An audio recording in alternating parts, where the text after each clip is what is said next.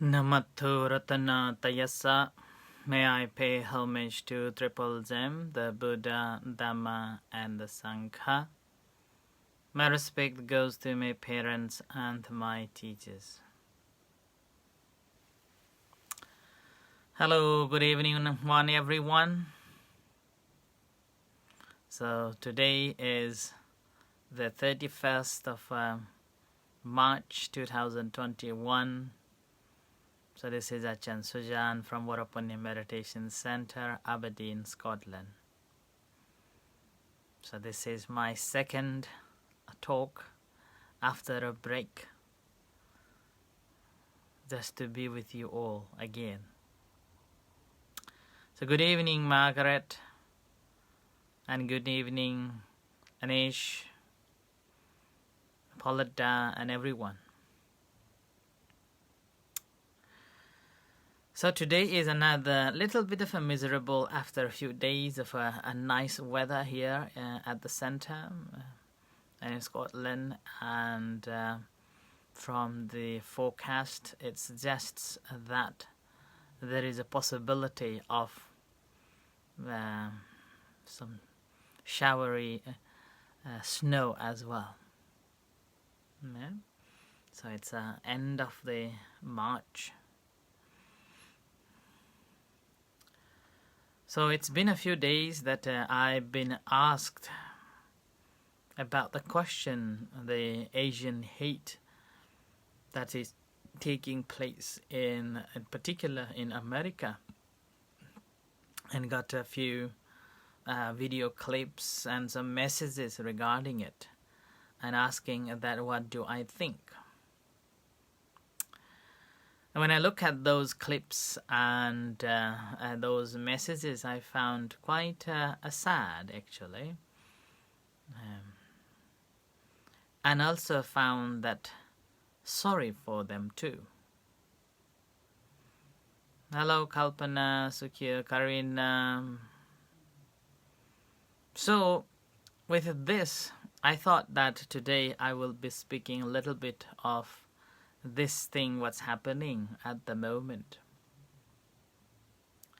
And this is basically due to pandemic. The COVID-19 broke, which took place in Wuhan, in China, and spread all around the world. And as a result of that, there are some people who think that this is a fault of Asians, and as a result of that, sadly attacked Asian people in different parts of United States of America. And when I look at the small clips and information, I do come across that it is not just now, but it's been there for a long period of time. And it's very sad because America built in a migration. Yeah? People migrated from all around the world. And I do not blame people, and I do not blame anyone in this process. But what I would like to say is that it's the education that is a trouble. And this education is simply teaching in the classes and in the universities, basically creating these troubles, the difference and different people, and the me and them, they and we, in a sort of these differences. That's why Buddha said that the study of simple the scripture or the information is not good enough. In the West, education system has developed so much, so advanced, that we even want to influence other undeveloped countries to follow the same way of studies. Few years ago, when I was reading one anthropological article, academical article regarding the ethnic groups in Nepal. When I read that, my first thought came into me was that this academic writer or this academic information that provided in that article is quite good in terms of explaining that this ethnic group is behaving or behavior and working in these ways. Meanwhile, there are some sentences and some passages that suggests that they or one group of ethnic groups are more superior than another in different ways and different forms, and one should fight for the equality or get some responses. And which is again, I believe that this is the similar way it took place in let's call in Africa, Mauritius. The same thing happened due to these academic articles differentiating one group of people to the another. And education supposed to be accepting we all humans are one, rather than differentiating that this group of people and that group of people. And rather than a separation, we should be trying to find the ways to work together, join together, not one or another. When you look at the Buddha's teachings, we know that there are three ways of acquiring wisdom or knowledge. And number one is called the pariyati, which means study. Acquiring a knowledge through the study and through the listenings. And in here in the West, we have got this knowledge basically written in a sense that what is called the one group of people are superior than the another. And we should be copying with it. And as a result for that, from the day one when a child grown up, seeing the difference in the different people. That's why I like the Thailand in the past, that because of the Buddhist influence, what I found while staying in Thailand for 7-8 years, that there is no such things are different. Everyone are treated equally, and everyone has the equal rights. Whereas when I was in Nepal and we were suppressed, or we were having so many caste systems and differentiated by the castes, treated with badly those who are living in low castes. And it's heavily influenced by the religion so-called Hinduism, and I was so amazed to see as soon as when I came across with the Buddhism and when I went to Thailand. And then in Thailand, like the caste system is not that is basically exist. And I found it quite interesting. I feel so homely. I feel so welcoming. And that's, I would say that because of the Buddhist practices and the teachings, helping them to free, holding on to the caste systems. And that's why just a study and a reading is basically narrowing our understanding into what we were taught, what we were informed, and that's how we gain that understanding and knowledge, and we stick with that perception. That's why you may have heard me saying that the Buddha's teachings is to study, to free our perception, or change our perceptions from the perception that we have been seeing or that we have been influenced to believe in. And this perception which we are changing into the right perception, which is the reality as it is, and treating humans as equal as we all. And some of you, those who may have read my book or question and answer, in one of the questions I mentioned that first of all we have to treat ourselves as a humans rather than anything else. We're all equally humans, whether we are coming from which part of the world doesn't matter. We breed same. We all have a similar blood. That's a red blood. And we all eat, and we all work towards the survival. We all work towards the comfort of ourselves. And that's why we all look for the security in different forms.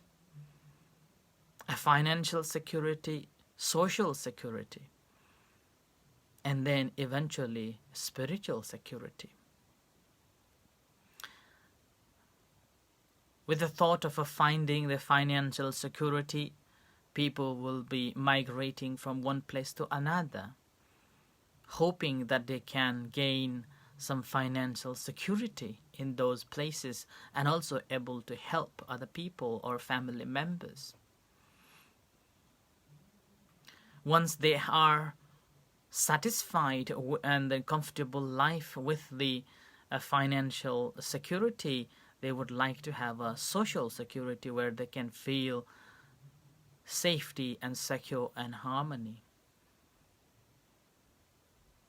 And eventually, spiritual security that helps us to be calm and collected, and also help us to the spiritual journey from this life to the next life.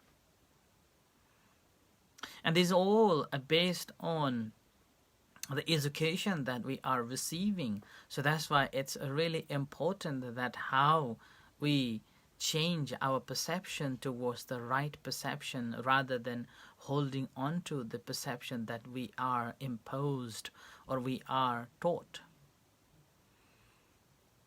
And this is the knowledge that we normally acquired. So that's why sometimes I used to reflect that teaching or education has blocked our capability of understanding the reality, and we are imprisoned by the knowledge that we are given that much. So it's when we look at the Buddha's teachings, Buddha also said that these are simply a signpost to see the reality, the ultimate fact, which we cannot overlook. In one sense, education helps us to open our eyes and see the world in a very different way. And meanwhile, we are also closing some of the important factors. So that's why all those differences and discriminations and all the abuse and things between one ethnic group to another, that day by day growing in every culture, I would say that this is simply because the education that is providing this ground to develop that sense of differences. Whereas Buddha's education is basically not creating the separation, but creating the unity, overcoming our ego and personality view that this is me and this is mine, which I am different and they are different, some sort of like these perceptions. And overcoming that is the first ladder to be a real Buddhist. When you cannot, or when you are not going to differentiate between people or even beings, an ability to accept as they are, an ability to mingle in, a welcoming, and an ability to merge into in the same color, same water. So all we human beings are like a water Doesn't matter where we came from. We have different colors like a white, black, brown, red, so many different colors. But eventually, we mix together in a water. And that is the teachings of the Buddha, allowing us to see that we are all in a same fluidity like the water. Only difference is something added in it. And to understand that conditionality and similarities, once we have to have, let's call a critically thinking mind. It's a chintamaya panya, ability to think rationally. And not only the thinking that we are all same and we are all similar.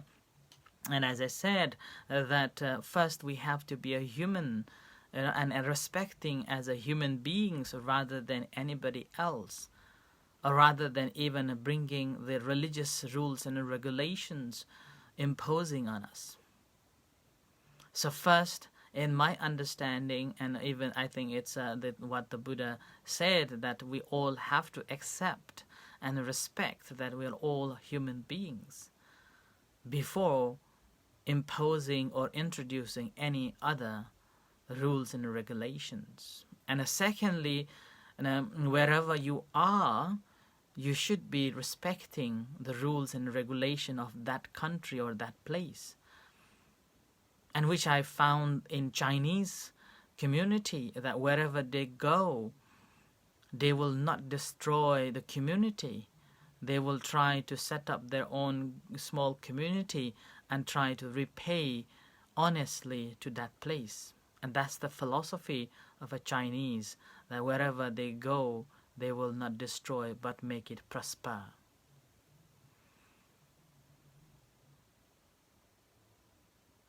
So this is the second thing that we should be able to respect. There is an old saying said that when you are in Rome, behave like a Rome. The Romans behave like that. So that should be the second. And the third is any beliefs and cultural practices one has or a group of people have, then they should be practicing in their groups. And that's how we can build up the peace and the harmony in our lives and in our communities, and free from all the conflicts. And rather than finding out why I am different, why they are different, we will be seeing that why we are similar. How can we be together, working together, living together for the harmony and peace of all, and finding a real security and finding no differences at all. And that is the ultimate goal of Buddha's teachings, that is called Bhavanamaya Panya, is that you have experienced it and you have tested and you have mingled in, and ability to merge into the same water. And that water brings the realness of the human nature. We all become the humans, rather than ethnically dividing that these are ethnic groups of Asians or any other groups. And similar way, when there was Black Lives Matter or Black Rising happened, so many people went into the streets simply to find ways to work together. And eventually it happened that everybody accepted that, an ability to merge into the wider community, wider society. And similarly nowadays, this because of the COVID-19, this prejudice and biasness or against the Asian groups are rising in America is quite a sad story to hear about.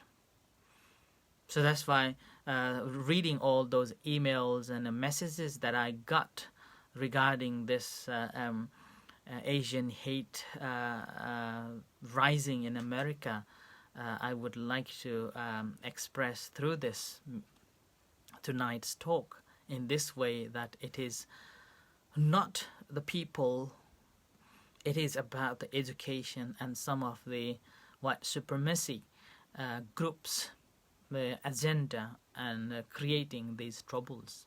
All what we need that first of all we have to treat everyone as a human beings, rather than any differences between me and them, or they and me, or my group, and so on. And particularly being a Buddhist, Buddha's teachings is basically overcoming our personality view, or overcoming our any identity of a me and a mine, or a my group and a my nationality. You may have been hearing me saying so many times in my talks and even my guided meditations that the purpose of the practice of a meditation is to overcome any identity of a nationality, ethnic group, and me and a mind. The moment when someone who has able to attain so-called a sotapanna state, which is the first noblehood state, we call it a stream enterer, then that basically means you have excelled, overcoming this personality view of a me and a mind. And further on, you are able to equally treating all beings as our relatives, because according to the teachings of the Buddha, it suggests that we have been reborn in this samsara, this cycle of a birth and a death, for eons of a time and thousands of a lifetime, and one way or another in one of our lives we have been our relatives together. Sometimes we've been family members. So that's why we treat everyone as equal and everyone as a one family. And eventually, not only that acceptance, but also ability to overcome entirely the personality view. So that's why I just wanted to convey my thoughts on it. Hello, Anish from Thailand, who was again asking me so many times about this issue. And Sharla from London, Sukio, how are you? Hope you are keeping well. Sue from Plymouth, Palada from Thailand, Charanpon, from Venerable from Takshila Mahabuddha Vihara, from Ludhiana, Punjab. So this is the place where when I came to England for the first time, I was working for this group, creating or construction of this Takshila Mahabuddha Vihara in Punjab for 2 years. And Karina, Aberdeen, David, Emma, good evening. Ashin from India. Oh, hello, Ashin. And Simone from Italy, Warapon from Switzerland, Margaret, Kalpana, so everyone. So thank you everyone, Ravi Shelva and everyone. So thank you everyone for joining me today. And this tonight's talk. And tonight's talk basically I dedicated to this question that I got from so many people about the Asian hate rising in America. So on the basis of those questions and concerns and requested me of my response to it, I have said I think enough to convey my message towards it. So with this, may you all be well and happy, and thank you for the question and thank you for listening. In a few moments time we're going to have evening chanting and guided meditation. You're most welcome to join with us. Until then, good night and see you shortly. May you all be well and happy. Sadhu. Thank you.